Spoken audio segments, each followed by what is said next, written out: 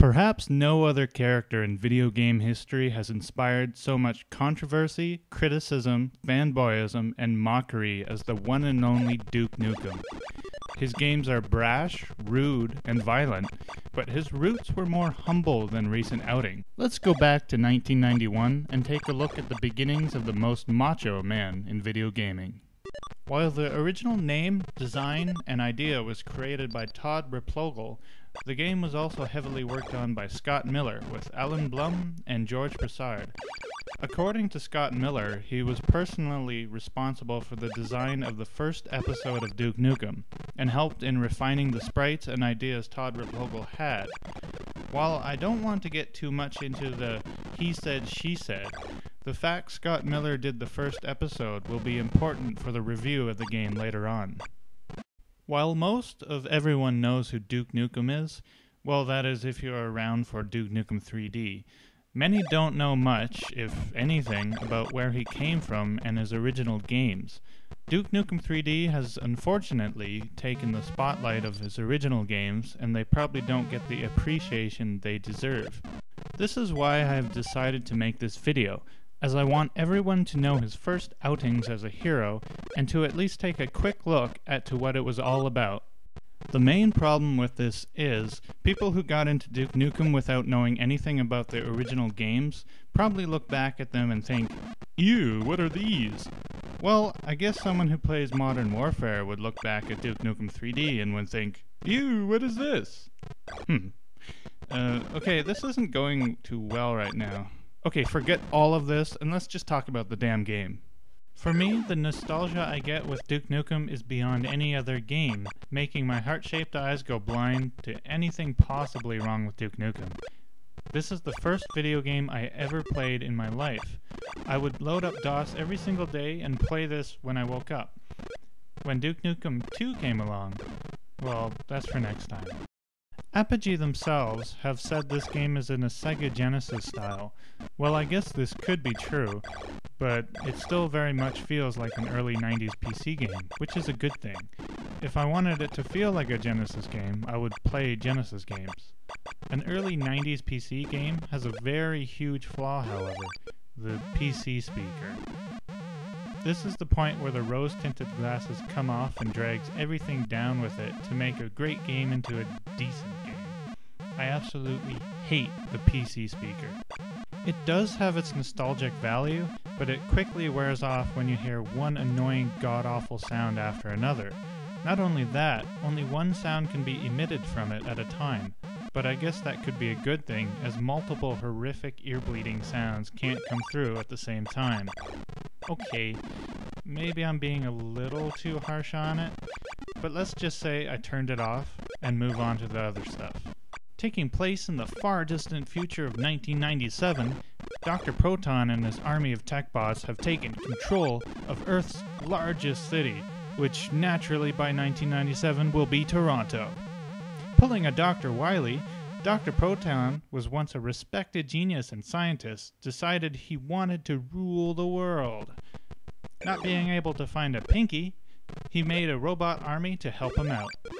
Apparently, he also spilled some hot sauce on his brain, so he went crazy and fled underground to plot things. So, the CIA hires Duke to pour some milk on Dr. Proton's brain to relieve the burning Okay, I may have taken some liberties, but you get the idea. Duke Nukem is a fairly colorful game, almost too colorful for the badass that is Duke, but it's not like Duke Nukem was ever a serious enough game to be frowned upon for colorful graphics. The pink shirt is a bit strange though, but I guess Duke is just secure with his manhood to wear a pink shirt and watch Oprah.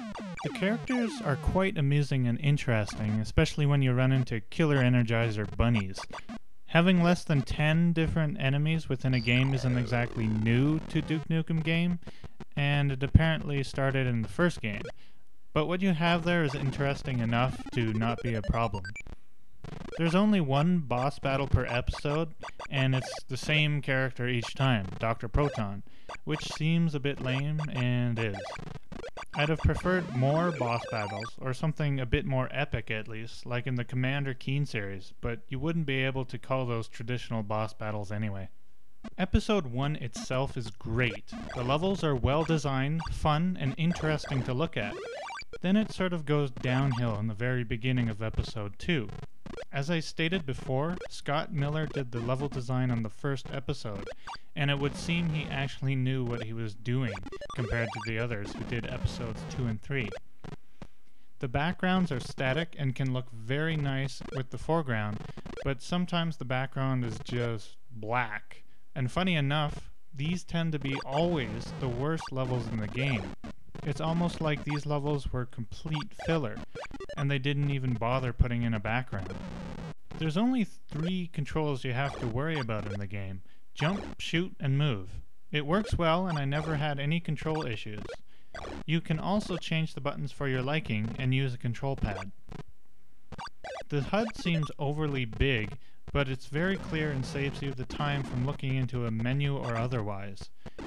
You can upgrade your gun to shoot more bullets at the same time and obtain power-ups to get into new sections of a level, and these are shown on your HUD as you acquire them. It's a fun addition to the gameplay, but as it is level-based, you don't get a huge Metroid-like world to explore and discover new areas with new items. The game is overall fairly simple in its design, animation, and flow, but it works well and doesn't really hinder the game. Sometimes it's odd having Duke float a bit while he jumps, but we can just say he's an amazing jumper. Enemies and boxes sometimes rain down on your head, which can be pretty freaky and very annoying if you're trying to survive, as these can be unavoidable while you're trying to progress. It can be quite hilarious, however, when these things happen, as there are a number of sections where a ridiculous amount of enemies just fall on you. Either I start laughing hysterically or let out a slew of curses. It all depends on how much health I have. As a last note, there are a few controversies with the original game. Firstly, the name Duke Nukem was already taken by another character as Apogee discovered. They then changed the name to Duke Nukem with a U, but during the development for the next Duke Nukem game, they found the name was not copyrighted. They quickly jumped on this and changed the name back to the original spelling with an E. The other criticism Duke Nukem gets a lot is that a lot of sprites and textures have been copied from other games like Turrican and Mega Man on the PC. While it does indeed look bad, I'm sure I could find the same crate in about 20 other games as well. Game designers copy off of each other all the time. It's not exactly new, I would say. So there we have it, the original tale of Duke Nukem, beloved jackass. His debut effort wasn't exactly mind-blowing, not even a particularly great game, but it served as setting up what was to come. Duke Nukem is definitely worth checking out, even just for curiosity's sake, but don't expect the game to blow your socks off.